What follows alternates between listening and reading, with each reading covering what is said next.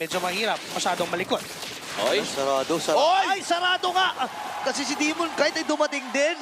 Ward, ang kanyang hinawakan, nandun yung shifting skies. At si Demon kahit ngayon ang pupuntahan ng actually, tatlong miyembro pa nga mula sa AP Brand. Habang balik na si James Pax dun sa Turtle, ipit ata dito si KLBJ. Hindi to makamayun si Bat. Members ng Aurora. Uy, si Doming kahit si Nova ang pumunta sa kanya. Pero si DK na naman na nagwagi. Ipit ata si KLBJ. Flicker na gamit niya pero hinabol pa rin na Uwe. At din ang piercer niya. Flicker, jetpack, papasok at mukhang nahanap pa nga sila si Nova. Flicker. Pero makakatakas din ang kalid na ito. At mukhang kakalma sila. Ang trade Wala.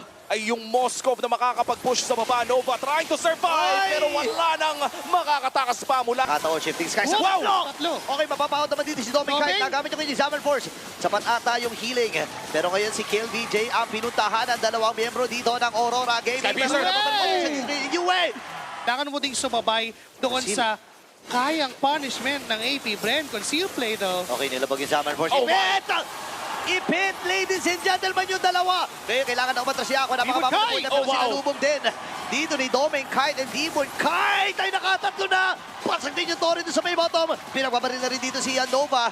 And yun yung time na nung nakita na nila si Shizu sa top lane, teka lang, Edward goes in. Hindi tumama yung land shaker. Pero si Ay! Jason tinamaan. Dalawa yung pinagsasabak dito ni Light. Siya yung mamamatay si KLBJ ngayon. Sasakupin siya ang kanyang buhay. Tatama yung SOD. Si Nova mapapa-flicker. Sasama na rin si Shizu. Wala na mga minions dito ang Aurora ng pagkakataon. Hindi siya alam. Alam ni Light na nandito na si Demon Kite ay nandun na at pinagsasabak din with that whisk crack, ladies and gentlemen. Wala na naman si James Max. Naman sa enough yung damage output to deal with now.